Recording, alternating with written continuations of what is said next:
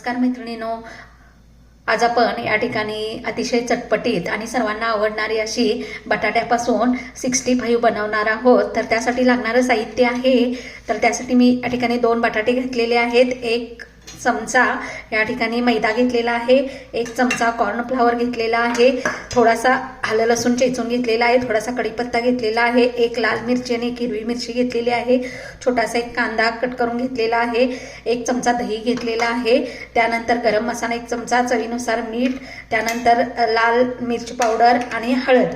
तर सर्वप्रथम आपण या ठिकाणी या बटाट्याला या सोलण्याने या ठिकाणी त्याचे सालं काढून घ्यायचे आहेत। आता हा जो बटाटा आहे तो बटाटा मी खिसणीने पाण्यामध्ये खिसून घेणार आहे। सगळा बटाटा खिसून झालेला आहे।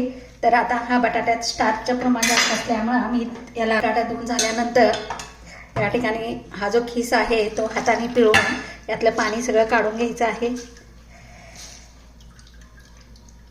तर त्याच्यानंतर या ठिकाणी याच्यामध्ये मी 1 चमचा कॉर्नफ्लॉवर, 1 चमचा मैदा, त्यानंतर 1 चमचा लाल मिर्च पावडर, 1 चमचा हळद घालून आणि चवीनुसार मीठ घालून याच्यामध्ये मी थोडासा सोडा घालणार आहे।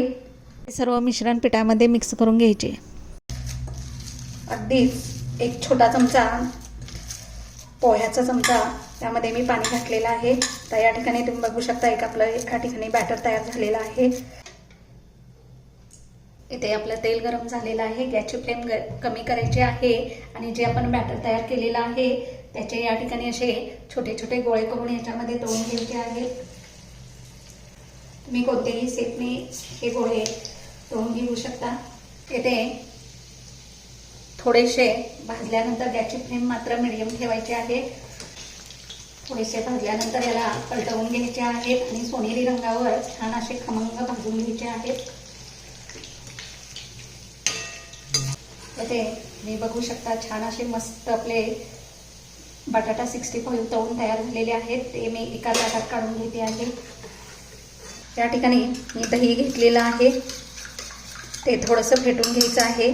आता याच्यामध्ये थोडे बेसिक मसाले घालायचे आहेत। 1 चमचा या ठिकाणी लाल तिखट घालत आहे, इथे अर्धा चमचा हळद घालत आहे, त्यानंतर या ठिकाणी 1 चमचा गरम मसाला घालत आहे। या ठिकाणी थोडंसं मीठ मी घालत आहे कारण आपण अगोदरही त्यात मीठ घातलेलं आहे। यामध्ये मी 1 चमचा कॉर्नफ्लॉवर घालत आहे। आता हे सर्व मसाले मिक्स करून घ्यायचे आहेत। कढई ठेवलेली आहे, 1 पळी तेल घालत आहे। आता गॅसची फ्लेम मिडियम ठेवायची आहे। त्यामध्ये या ठिकाणी आलं लसूण चेचून घेतलेला घालत आहे। नंतर यामध्ये मी हिरव्या मिरच्या चिरून घेतलेल्या घालत आहे। त्यानंतर या ठिकाणी मी कढीपत्ता घालत आहे। हा जो बारीक चिरून घेतलेला कांदा आहे तो मी याच्यामध्ये घालत आहे। हा कांदा तुम्ही अगदी पेस्ट करून घेतला तरी चालेल।